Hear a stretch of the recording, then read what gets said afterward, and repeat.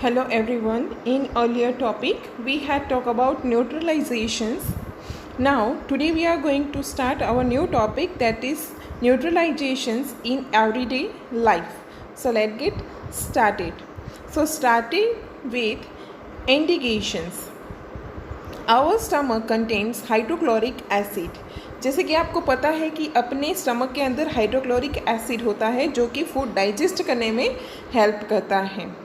It helps us to digest food, as you have learned in chapter 2. But too much of acid in the stomach causes indigestions. पर जो acid बढ़ जाता है तो वो इंडिगेशंस का प्रॉब्लम बन जाता है. समटाइम्स इंडिगेशंस इज़ पेनफुल, कि काफ़ी बार ये चीज़ पेनफुल भी हो जाता है.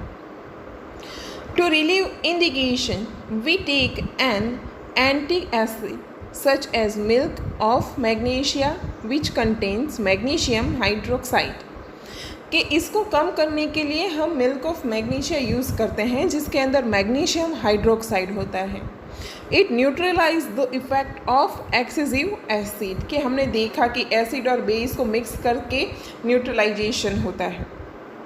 तो हमारी बॉडी के अंदर जो एसिड होता है उसके अंदर मैग्नीशियम हाइड्रोक्साइड मिल जाता है, तो उसकी वजह से उसका एसिड का जो इफ़ेक्ट है वो कम हो जाता है. Now second topic is ant bite. When an ant bites in injects the acidic liquid, जो उसके अंदर एंट बाइट के अंदर होता है वो फॉर्मिक एसिड होता है. तो जब भी एंट हमें बाइट करती है तो हमारी बॉडी के अंदर वो एसिडिक लिक्विड छोड़ती है हमारी स्किन के अंदर, जो फॉर्मिक एसिड होता है.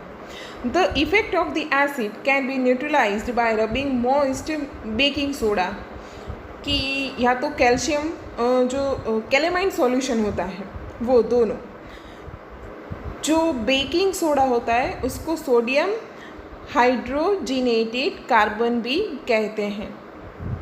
तो जब भी हमें एंट बाइट करती है तो उसके ऊपर हम बेकिंग सोडा या तो कैलेमाइन सॉल्यूशन, या तो जो ये कैलेमाइन सॉल्यूशन है उसके अंदर जिंक कार्बोनेट रहता है, प्रेजेंट जो रहता है वो जिंक कार्बोनेट रहता है. तो वो क्या करता है कि वो जो एसिड है उसको न्यूट्रलाइज कर देता है, तो हमें जितना भी इरिटेशन होता है वहाँ पे वो होना बंद हो जाता है. तो एंट बाइट करती है तो हम उसके ऊपर अपने घर में से कोई चीज़ लगानी हो तो बेकिंग सोडा हम उसके ऊपर रब कर सकते हैं.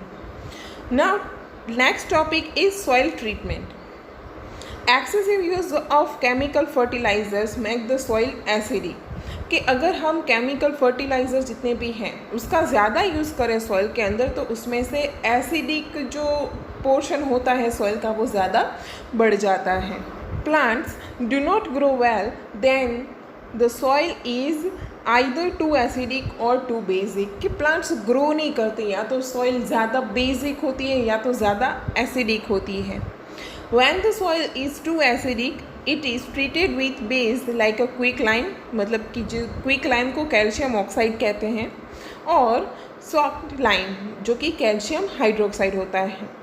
कि जब भी ज़्यादा एसिडिक वाली सॉइल हो जाती है तो उसके अंदर हम बेस डालते हैं, तो वो बेस कौन सा होता है, या तो क्विकलाइम होता है जो कि कैल्शियम ऑक्साइड होता है, और दूसरा जो कि सॉल्ट लाइम है जिसको कैल्शियम हाइड्रोक्साइड कहते हैं. जब भी सॉइल एसिडिक हो जाए तभी ये दोनों बेस ऐड किए जाते हैं. If the soil is basic, कि अभी जब सॉइल बेसिक है तो क्या करना चाहिए, तो उसके अंदर ऑर्गेनिक मैटर मतलब कि जो कंपोस्ट फर्टिलाइजर्स होता है वो is added to it. Organic matter release acid which neutralise the basic nature of the soil, कि जितना भी ये ऑर्गेनिक मैटर्स हैं तो वो क्या करते हैं उसके अंदर से एसिडिक सॉल्यूशंस निकलते हैं जो कि बेसिक वाली सॉइल के ऊपर न्यूट्रलाइजेशन करने में ज़्यादा प्रोसेस करते हैं.